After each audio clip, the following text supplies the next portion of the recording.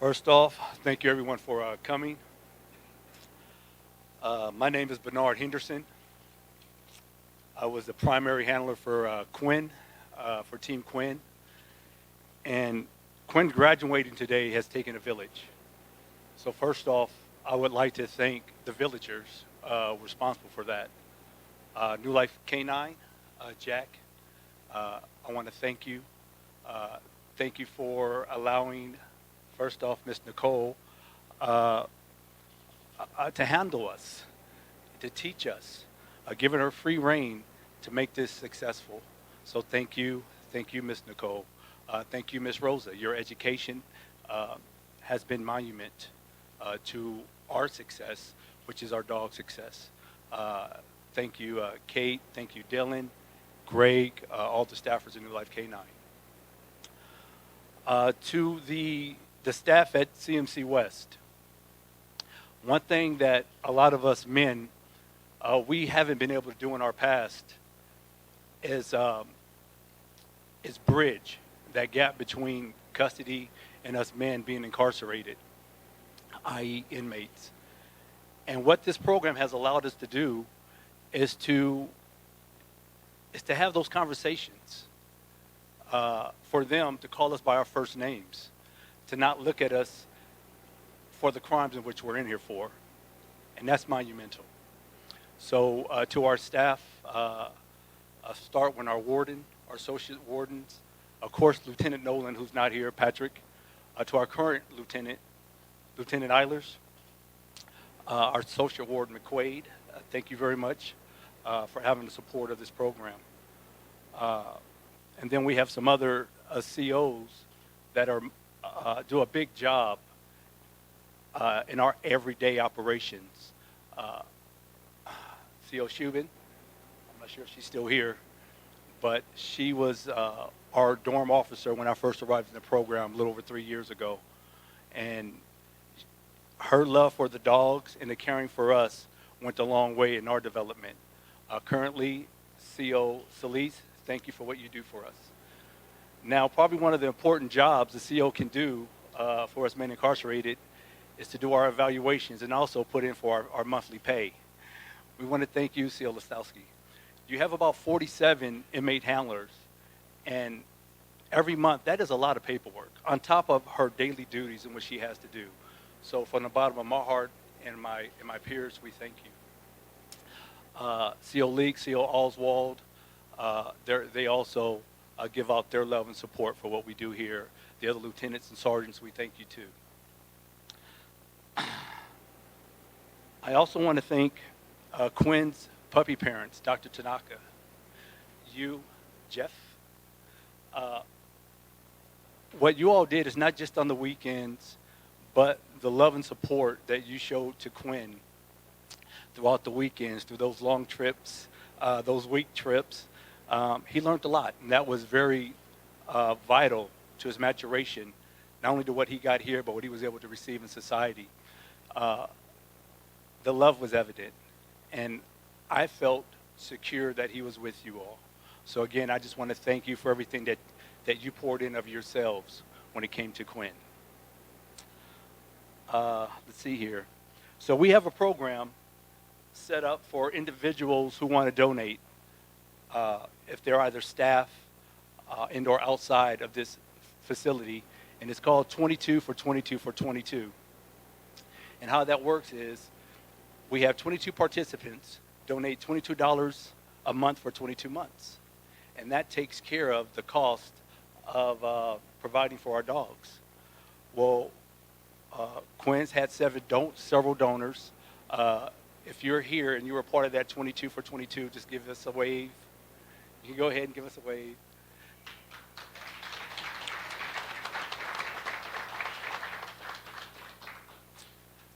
Being able to afford the supplies, medical supplies and equipment, the toys, every little thing, it really goes a long way. So we thank you. It may not seem a lot, but every penny, every dollar does help. So we thank you for that.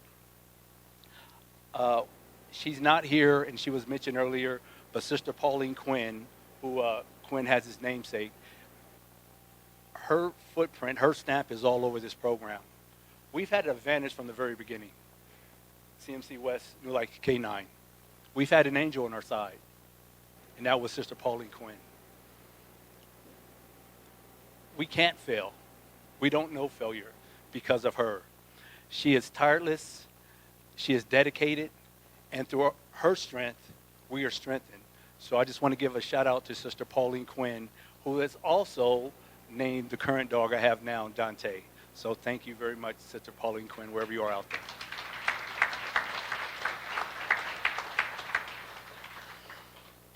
I want to talk about a little bit of Quinn's younger years. He came to us July 31st, 2017, and he was just a bundle of joy. He was the second youngest dog we received in this program at 10 weeks.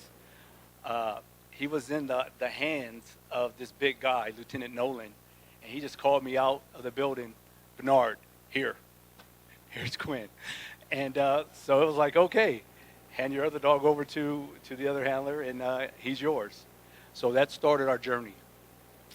Of course, being fun, loving, enjoyable, he was just, gosh, a little ball. I thought he was a little low energy when he was younger. He was just hibernating. This little guy is so social and fun-loving. He didn't come across a person he met. He just had to give them love. He didn't see a dog he came across that he wanted to go lick them in the mouth. And he's still that way today. So it was very easy to have him come in this program with the philosophy we have of bond-based choice teaching and have him raised and taught in that. He knows nothing else. So I'm very thankful to see that maturation from day one to year two. And it's a really great thing. So that was Quinn's younger years. To my team, Team Quinn, the handlers and the roles they played, the hard work, their tireless effort, and the love they had in his success, guys, that was paramount. Glenn and Ishmael, and also there's another gentleman who was a part of Team Quinn, Chris Woodard. He was transferred to Chino. But they made what I do easier. And I haven't met two fun, loving, down-to-earth men, especially, again, being incarcerated. We come across all walks of life.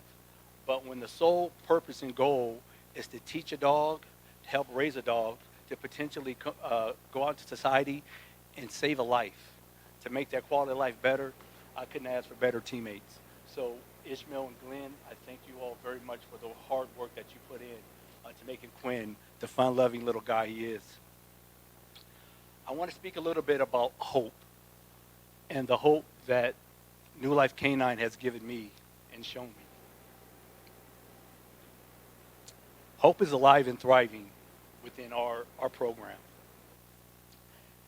It lets me know that I can be accepting, I can forgive, and that's just not with our dogs.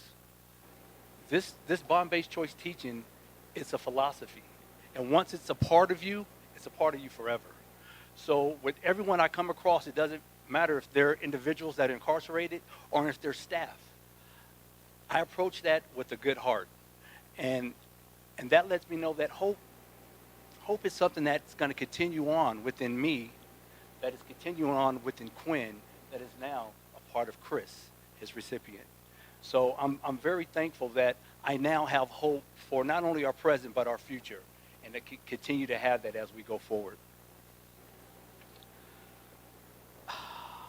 I want to thank all my fellow handlers. Again, this village is not just Team Quinn. It is New Life K9's handlers in its entirety. So I would like you all to give yourselves a round of applause.